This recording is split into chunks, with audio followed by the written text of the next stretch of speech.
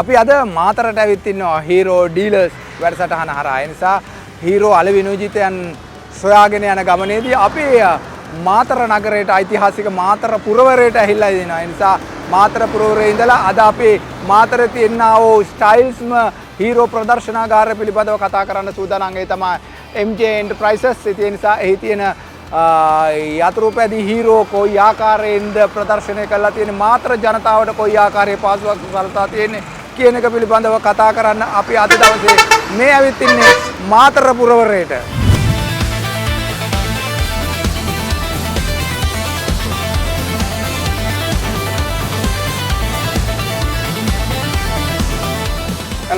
Hello මේ මහින්ද මහත්මයා මෙතුමාගේ තමයි අද දවසේ අපි වැඩසටහන කරන්නේ. ඒ නිසා හරි ලස්සන ෂෝරූම් එකක් තියෙනවා. අපි යමු ඇතුළට ගිහලා බලමු.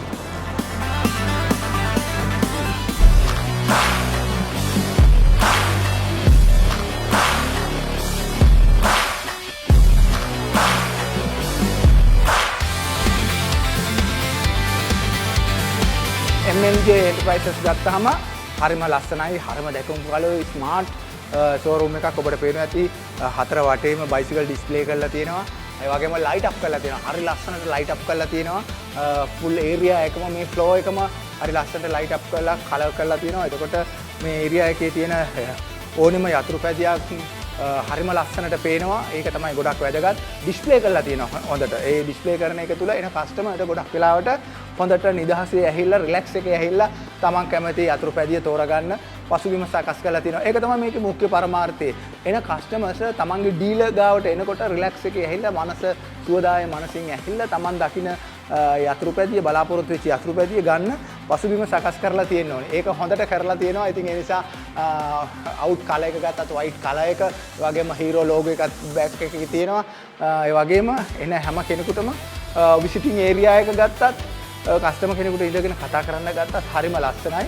ඉතින් මේක තමයි ගොඩක් වෙලාවට වැදගත් වෙන්නේ. ඒ නිසා හැම තැනකම යතුරුපැදිත් හැබැයි හීරෝ රේන්ජ් එකම දකින්න තියෙනවා. යන් ජෙනරේෂන් එකට ගොඩක් වැදගත්ම යතුරුපැදි ටික ඉස්සරහින්ම ඩිස්ප්ලේ කරලා තියෙනවා. හීරෝ හංක් එක තියෙනවා, 160 එක තියෙනවා, හීරෝ එක්ස්ට්‍රීම් 125R එක තියෙනවා. මේක තමයි දකුණේ යන් ජෙනරේෂන් එක ආසාවෙන්ම පදින යතුරුපැදි බයික් එක. ඉතින් ඒ නිසා ටෙක්නොලොජි එක අතින් ඉතාමත් අප්ඩේට්. මේ ලංකාවට එන්න තියෙන යතුරුපැදි වල තියෙන බයිසිකල් වල තියෙන ඉහළම තාක්ෂණයෙන් 99. ඒ වගේම තමයි මෙතන ගත්තත් හීරෝ zoom 125R එක තියෙනවා. හීරෝ 125R කියන්නේ අද දවසේ ආපු යතුරුපැදි අතරින් ස්මාර්ට්ම, ස්ටයිල්ස්ම, ඒ වගේම විතරක් නෙමෙයි සේෆ්ටි අතින්ම ඉතාමත් හොඳම යතුරුපැදි. ඒ නිසා ලෝකේ අංක 1, ඒ වගේම ඉන්දියාවේ නම්බර් 1 ස්කූටර් එක මේ රේන්ජ් එකම ගත්තාම අතිවිශිෂ්ටයි. ඒ නිසා හීරෝ කියන්නේ අබාන්සටෝ කියන්නේ දශක 6කට එහා ගිය ලංකාවේ නම ගිය ආයතනයක්. ඒ නිසා අපි මාතරට ආවෙත් ඒකයි. මාතර කියන්නේ මේ පුරවරේ තියෙන සුපිරිම ෂෝරූම් එක පිළිබඳව කතා කරන්න. බලමු. හරිම ලස්සනයි. මොනවද මේ කියන්නේ කියලා.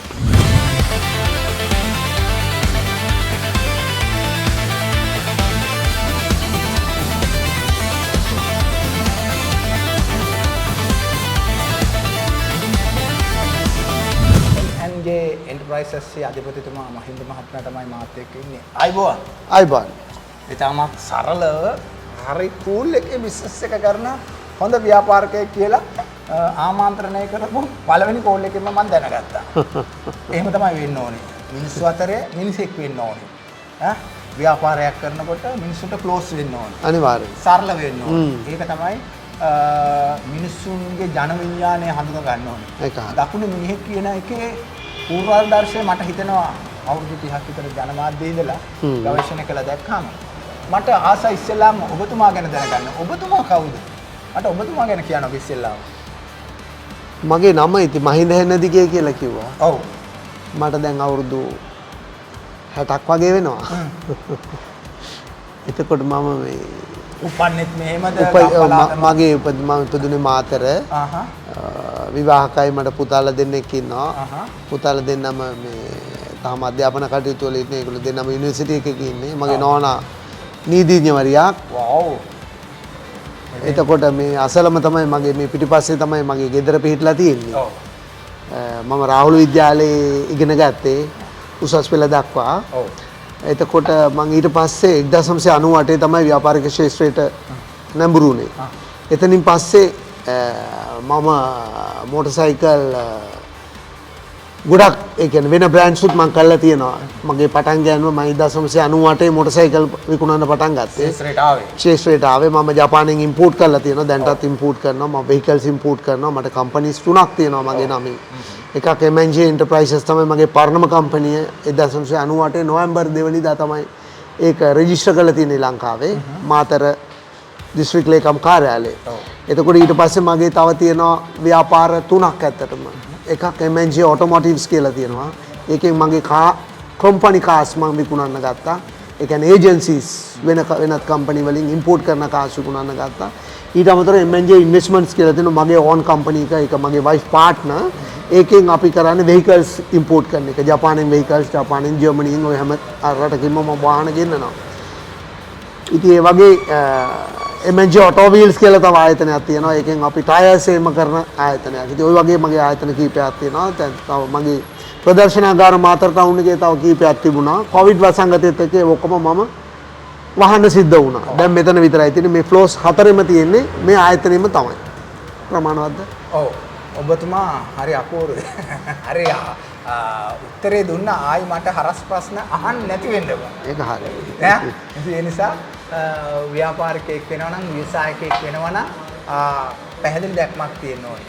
ඒ නිසා විෂන් එකක් තියෙන්න ඕනේ, ටාගට් එකක් තියෙන්න ඕනේ. මේ කතා කරපු සියල්ල අතරේ මේ ජන විඥානය හඳුනාගත්ත මිනිසාගේ මේ සියල්ල හොඳට තිබ්බා.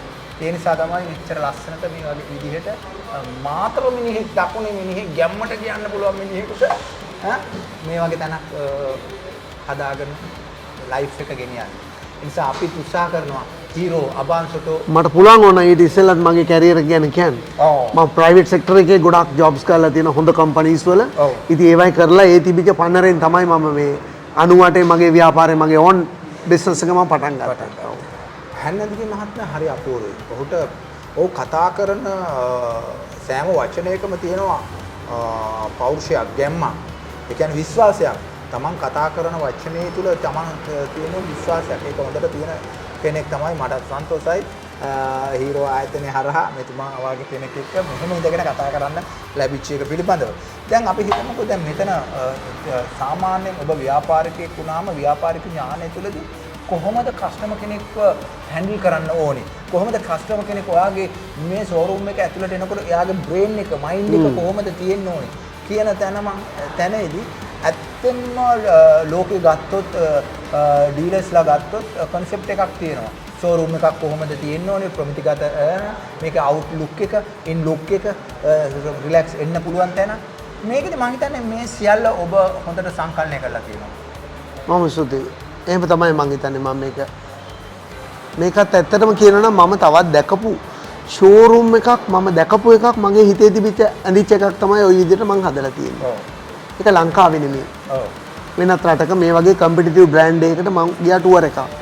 ඒ ගිය වෙලාවේ කම්පැනි එකත් එක්ක මම ගියා. ඒ ගිහිපු වෙලාවේ මම ලොකු ෂෝරූම් මේකේ ලොකු එකක්.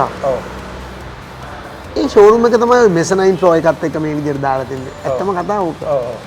මං නම කියන්නේ ඒක හොඳ නෑ අපේ ඒකට අදාළ නෑ ඒ නම මා ලංකාවේ තියෙන හොඳ කම්පිටිටිව් බ්‍රෑන්ඩ් එක මම කරේ ඒ කාලේ ලංකාවට පළවෙනියා මම ලංකාවේ පළවෙනියා මම ඉතින් මම ඒක කරගෙන එන කාලේ මට ඉන්දියාවේ මට බොහොම සම්බන්ධකම් දැනටත් තියෙනවා ඉන්දියාවේ ජපානයේ මගේ ජපානයේ මගේ ඔෆිස් එකකුත් තියෙනවා එතකොට මම ඉන්දියාවට එයා මං හිතන්නේ ලංකාවෙන් පළවෙනියටම මොටරසයිකල් ශේෂ්ත්‍රයේ ඒ කාලේ ඉඳපු ගිහිපු කෙනා මං එයා මාව එකගෙන ගියා ওই තැන් වලට ඒ ගිහිපු තැනකදී මං දැක්ක ආකෘතියක් තමයි මේක. ඒ කියන්නේ පාරේ ඉඳලා බැලුවම අවුට්ලුක් එක තුල කෙනෙක් ආපහු හැරිලා බලලා මොකක්ද අතන බයික් වගේක් තියෙනවා බලන්න. ඇත්ත වශයෙන්ම මේක ඉස්සෙල්ලා මගේ කාර් ෂෝරූම් එකක්.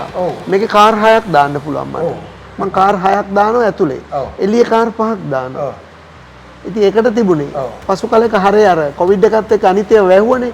ඒක නිසා කාර් ඉම්පෝට් කරන්න දුන්නේ මේක මොටරසයිකල් ෂෝරූම් එකක් වුණා. ඒක හොඳට පේනවා. දැන් මේක සාමාන්‍යයෙන් ගත්තාම උස මට්ටම් double height. හයිට් එක ගත්තාම ඒ හයිට් එක ඉස්සරහා ලුක් එකත් එක්ක ගොඩක් හොඳට පේනවා. ඔව්. ඒක බයික් ඩිස්ප්ලේ කළාම හොඳට Light එක හොඳයි නේ? ලයිට් එක හොඳයි. කෙනෙකුට ඇට්‍රැක්ෂන් එකක් තියෙන්න ඕනේ. අනිවාර්යයෙන්. ඒක හොඳට ආපහු හැරිලා ගිහිල්ලා බලන්න ඕනේ. බයික් එකක් තියෙන මොකක්ද කියලා බලන්න ඕනේ කියලා. අනිවාර්යයෙන්. ඒ නිසා මගේ තමයි මං හිතන්නේ ලස්සනම showrooms අනිත් කම්පැනි වල තිබ්බේ. ඒ කියන්නේ පොඩි ඒවා නෙවෙයි ලොකු ඒවා මම දැම්මේ. මම හොඳට වියදම් කරනවා ඒ කාලේ ඉඳලා. විශේෂයෙන්ම දැන් ඩීලර්ෂිප් එකක් හීරෝ අංශය විශේෂයෙන්ම අබාසොට දෙනකොට ආවට ගියාට එහෙම කෙනෙකුට දෙන්නේ නැහැ. ඔහු පිළිබඳව සොයා බලලා ඔහු පිළිබඳව මොනිටර් කරලා ඔහුගේ වපසරිය සියල්ලත් එක්ක සර්ච් කරලා ඔහුට මේක කරන්න පුළුවන් මේ ක්‍රමවේදයන් තුළට ඇග්‍රි වෙලා ඒ ක්‍රමවේදයන් එක්ක යන්න පුළුවන් බිස්නස් මයින්ඩ් එකක් හොඳ විෂන් එකක් තියෙන අය බලලා තමයි මේ ෂෝරූම් ලංකාව පුරා ස්ථානගත කරන්නේ. ඒ අතරින් ගත්තාම අර මෙතුමත් එක්ක කතා කරනකොට හීරෝ අබාන්සොටෝ මාතර දකුණු ලකට නියම සුදුසුව තෝරලා තියෙනවා. ඒ නිසා මම හිතන ව්‍යාපාරයක් කරගෙන යන කෙනෙකුට ගොඩක් වැදගත් තමන් ෂෝරූම් එකක් පටන් ගන්නකොට කොයි ලෙවල් එකේද කොයි ස්ටෑන්ඩඩ් එකේද තියෙන්න ඕනි කියන එකට හොඳම පූර්වාදර්ශය දීලා තියෙනවා. M&J Enterprises අධිපතිතුමා හන්නදිගේ මහත්මයා එක්ක තමයි අද දවසේ අපි හීරෝ අලවිනෝජිතය හැටියට මාතර පුරවරේ ඉඳලා කතා කරන්නේ. සාමාන්‍යයෙන් ඔබ හීරෝ පිළිබඳව දකින්නේ කොයි ආකල්පයක්ද? ඔබට අනිකුත් බ්‍රෑන්ඩ් එක ගැටෙනකොට මේ තියෙන බ්‍රෑන්ඩ් එක එක්ක ගත්තා මේ නිව් ටෙක්නොලොජි එකත් එක්ක ආපු යතුරු පැඩි පිළිබඳව ඔබේ පෞද්ගලික ආකල්පය කොහොමද? නෑ මගේ ආකල්පය ඇත්ත වශයෙන්ම කියනවා නම් මේක මේ හුඟක්ම හොඳ. අනිත් ඒවත් එක්ක කම්පෙයාර් කරද්දී හුඟක් ඔප්ෂන්ස් වලින් ගොඩාක් වැඩි ෆීචර්ස් වැඩි හුඟක් හොඳ බයික්ස් තියෙන්නේ මේ කම්පැනි එකේ. ඇත්තටම දැන් මේ කම්පෙයාර් කරද්දී 125cc අලුතෙන්ම ආපු ස්කූටර් එක ඒකත් එක්ක කම්පෙයාර් කරන බයික් එකක් මාකට් එකේ නැහැ. Hero 125R එක. යා Hero 125R එකත් එක්ක කම්පෙයාර් කරන්න තවත් එකක් මාකට් එකේ නැහැ. ඒ කම්පිටිටිව් බ්‍රෑන්ඩ්ස් ගැන මම නම්ෙන් කියන්නේ නැහැ. ඒක හොඳ නැති නිසා. නමුත් ඒ එකක්වත් මේක කිට්ටුවටවත් ගන්න බෑ. ඒ කියන්නේ more stylish. Yeah, stylish and the features, comfort එක and economy ඒ හැම දෙයක්ම ගත්තොත් ඒකත් එක්ක කම්පෙයාර් කරන්න බෑ. ඒකත් එක්ක කම්පෙයාර් කරන්න අනිත් බ්‍රෑන්ඩ්ස් වලට බෑ. ඒ වගේම තමයි ඔයාටත් ලස්සන පුතු දෙන්නෙක් ඉන්න තාත්තා කෙනෙක්. එතකොට ඔයාගේ ළමා කාලය ගත්තාම යම් ඒජ් එකේ මගේ ළමා කාලේ මෝටර් සයිකල් හොඳ එක්කෙනෙක් මම. හොඳට පැදපු එක්කෙනෙක්. එහෙනම් කතා කරලා වැඩක් දා වම් කකුල නෑ මගේ. ඒ නිසා ඒ ජෙනරේෂන් එකට ආපු ස්ටයිල්ස්ම බයික්ස් දෙක ඉස්සරහම තියලා තියෙනවා 160 හංක් ඒ වගේම එක්ස්ට්‍රීම් 125. ඔව් ඔය හැම බයික් එකක්ම මම පැදලා තියෙනවා. සාමාන්‍ය ලංකාවේ තියෙන මෝටර් සයිකල්ස් ඕවා දැන් අපි හීරෝ මොඩල්ස් වගේම අනිත් ඒවා හොන්ඩා කියන්න පුළුවන් ජපනීස් ඒවා ඒ හැම දෙයක්ම මම හොඳට පැදපු කෙනෙක්. ඒ කියන්නේ බයිසිකල් කාලා තියෙන අනිවාර්යයෙන්ම හොඳට බයිසිකල් පැදලා දැන් බයිසිකල් පදිනවා අඩුයි ඇත්තටම. ඒ නිසා බොහොම දැන් මං චූටි ස්කූටර් එකකින් හදිසියේ ටවුමට යනවා. රට වටේම ඉන්න රටවට බැඳි ඩීලර්ස් ජාලයත් එක්ක තමයි අපි දකුණු ලකට ආවේ. ඒ නිසා එතුමා හරි අපූර්ව සුන්දර ඒ වගේම ජනතා විශ්වාසය පළුදු නොකරන ව්‍යාපාරිකයෙක්. ඒ නිසා තමයි එතුමා මේ ලස්සන හීරෝ ෂෝරූම් එක මේ ආකාරයෙන් මාතර පුරවරේ ස්ථාපිත කරලා දෙන්නේ. ඉතින් ගොඩක් ස්තුතියි කතා කරපු දේවල් වලට. Thank you.